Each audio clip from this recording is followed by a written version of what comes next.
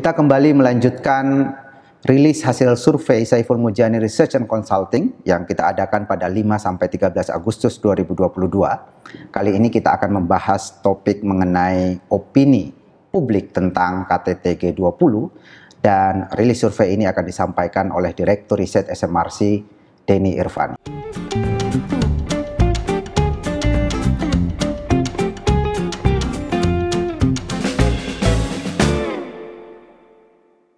Mas Denny, apa kabar?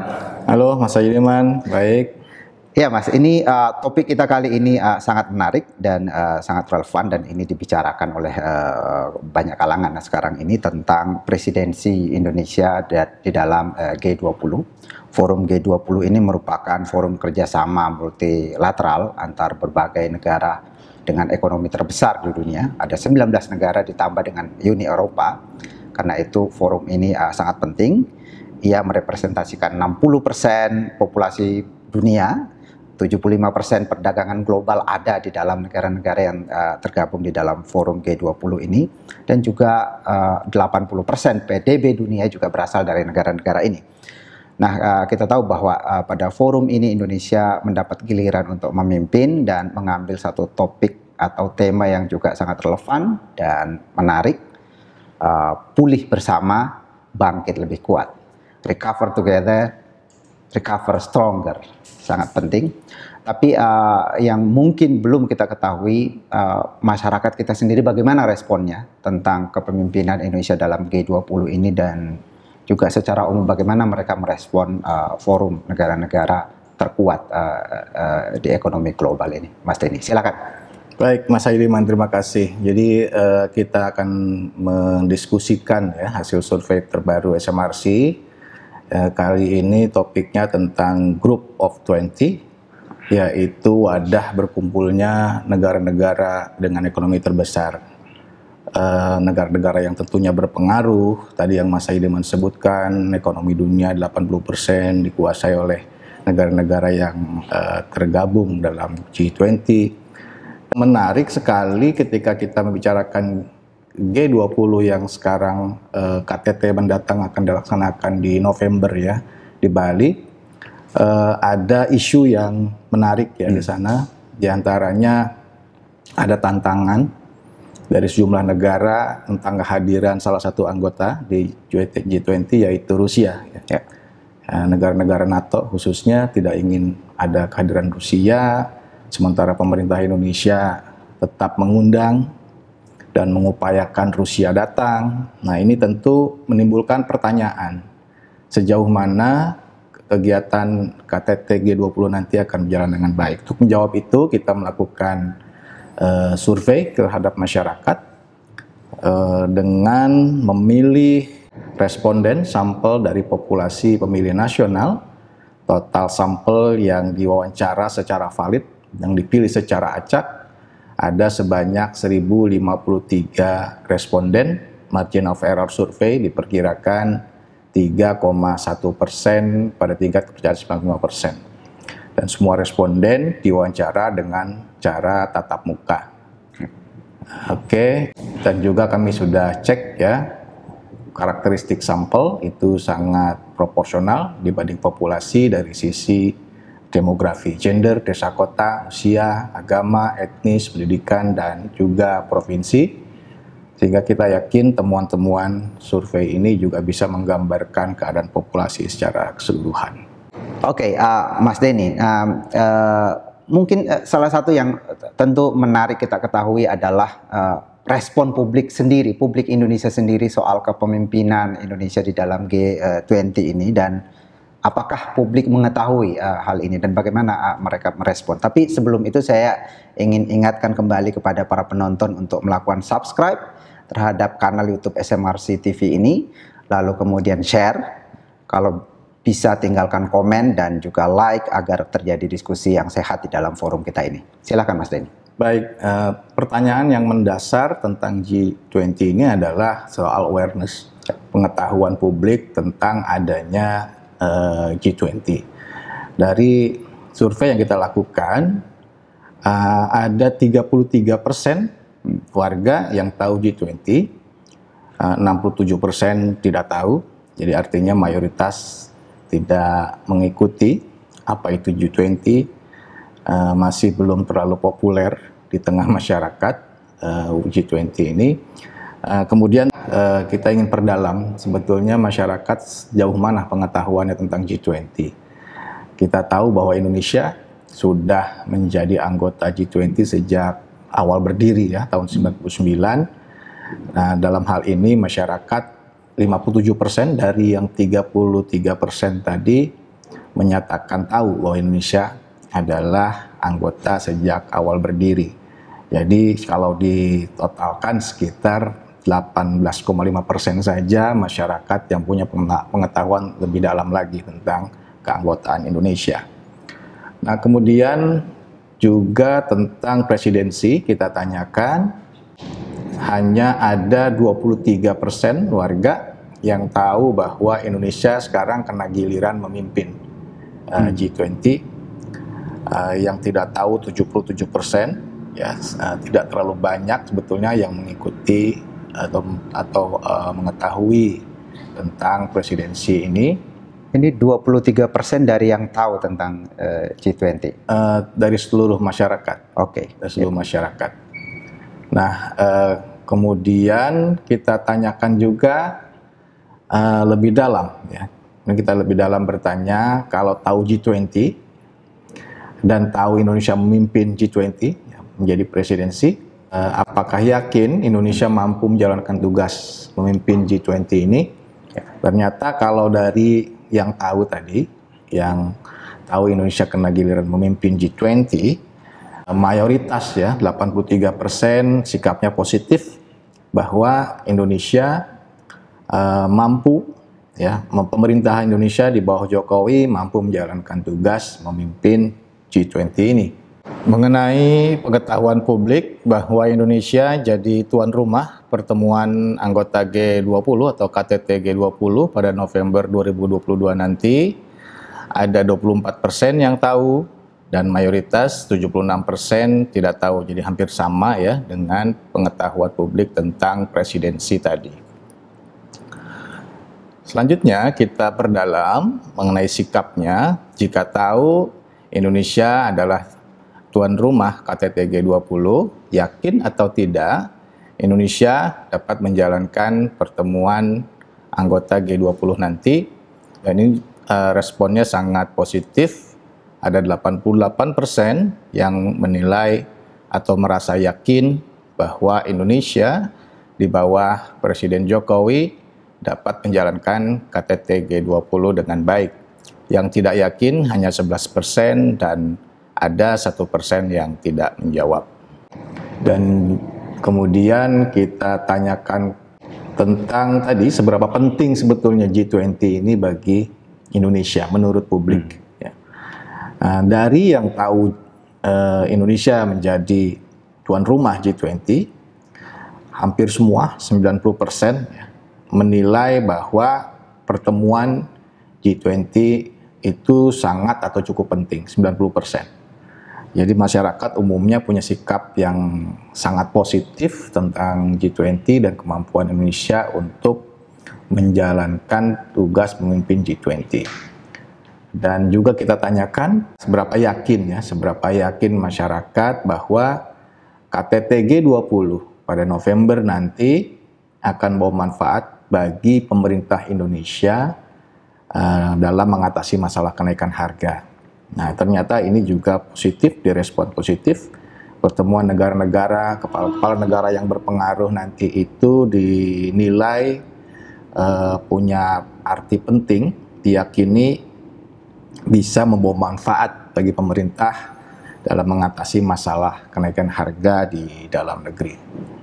Oke, itu menarik sekali. Intinya adalah bahwa rupanya pengetahuan publik tentang forum ini belum cukup banyak ya. Betul. Tetapi dari yang tahu itu mereka cukup optimistis bahwa forum ini Dan Indonesia sebagai pemimpin forum ini bisa menyelenggarakan dengan baik dan forum ini sendiri bisa mendatangkan manfaat. Nah, Mas Denny, salah satu isu tadi Mas Denny di awal menyebutkan bahwa salah satu isu di dalam penyelenggaraan konferensi tingkat tinggi di Bali nanti pada bulan November adalah tentang kehadiran pemimpin Rusia, kehadiran Vladimir Putin.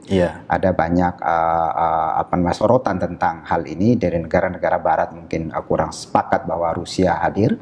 Tetapi Presiden Jokowi sendiri ya tidak terlalu peduli dengan itu, bahkan datang sendiri ke Rusia untuk mengundang Putin sebagai salah satu anggota G20. Nah, tanggapan publik tentang masalah ini bagaimana, Mas? Ini isu yang sangat menarik ya. Pertama, kita harus tahu dulu seberapa banyak orang yang mengikuti perang Rusia-Ukraina. Okay. Ya. Maka itu kita tanyakan apakah masyarakat tahu ada perang antara Rusia dan Ukraina.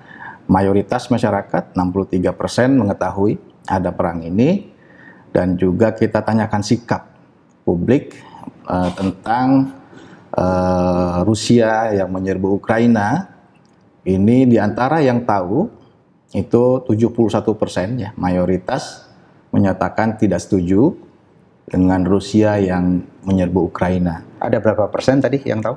Yang tahu 63%. Oke. 63% dari yang tahu, mayoritas tidak setuju Rusia menyerbu Ukraina. Yang setuju 16%, yang tidak menjawab 13%. Nah, kemudian di antara yang tahu tadi kita juga memberikan pertanyaan yang lain tentang peran apa yang sebaiknya diambil oleh Presiden Jokowi. Apakah ikut mendamaikan, aktif mendamaikan kedua negara, atau menjaga jarak ya, netral, atau memihak salah satu pihak. Nah, ternyata 58% dari yang tahu perang Rusia-Ukraina menyatakan bahwa Jokowi sebaiknya mengambil peran untuk aktif ikut mendamaikan. Ya, ada 34% yang menyatakan tetap menjaga jarak netral, dan hanya 2% yang menyatakan sebaiknya Jokowi memihak salah satu dari negara tersebut. Dan kita juga tahu bahwa perang Rusia-Ukraina punya dampak terhadap kenaikan harga-harga pangan dan energi. Kita coba bertanya pada masyarakat, di antara yang tahu perang Rusia-Ukraina, apakah pernah mendengar berita, pendapat bahwa perang Rusia-Ukraina ini mengakibatkan kenaikan harga?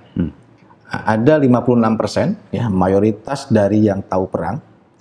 Dari 63% warga yang tahu perang Rusia-Ukraina, ada 56% diantaranya, atau 35% dari total populasi yang pernah mendengar pendapat bahwa perang tersebut mengakibatkan kenaikan harga pangan dan energi. Dan kemudian di antara yang pernah dengar itu, hampir semua, 86% menyatakan percaya memang perang itu punya dampak terhadap kenaikan harga. Iya, mengenai isu kehadiran Presiden Putin di Bali bagaimana, Mas? Ya, kita lanjutkan pertanyaan hanya pada mereka yang tahu G20 dan tahu Indonesia menjadi tuan rumah pertemuan G20. Kita bertanya kepada masyarakat bahwa G20 menghadapi tantangan, Rusia sebagai salah satu anggota dari G20 ditolak hadir oleh sejumlah negara karena negara tersebut, Rusia ini memerangi atau menduduki jumlah negara Ukraina. Itu kan argumennya. Menurut masyarakat, kehadiran Rusia 81% dari publik yang kita tanyakan menyatakan bahwa kehadiran Rusia itu sepenuhnya terserah Rusia. Indonesia sebagai tuan rumah itu tidak punya atau tidak boleh melarang Rusia hadir, karena Rusia adalah anggota yang berhak hadir. Jadi ini sangat berbeda, bertolak belakang dengan keinginan negara-negara NATO utamanya yang tidak menginginkan kehadiran Rusia. Jadi warga Indonesia sendiri punya sikap yang berbeda. Ya. Hanya 13% yang mengatakan Rusia tidak boleh hadir karena alasan telah memerangi dan menduduki Ukraina. Ini menarik ya menurut saya. Kemudian ya tadi terkait dengan kehadiran Rusia, kita tahu bahwa Presiden Jokowi atau pemerintah Indonesia telah mengundang tetap mengundang Rusia hadir, walaupun diinginkan oleh sejumlah negara tidak hadir Rusia. Argumennya adalah karena undangan sudah disampaikan sebelum adanya pendudukan Ukraina itu, gitu ya. Seberapa setuju sebetulnya masyarakat dengan sikap pemerintah Indonesia yang tetap mengundang Rusia hadir dalam pertemuan tersebut. Nah, untuk hal ini mayoritas masyarakat ya, dari yang tahu Indonesia menjadi tuan rumah G20, ada 78% diantaranya yang mengatakan sangat atau cukup setuju dengan sikap pemerintah yang tetap mengundang Rusia datang ke pertemuan G20 nanti. Hanya ada sekitar 14% yang mengatakan kurang atau tidak setuju.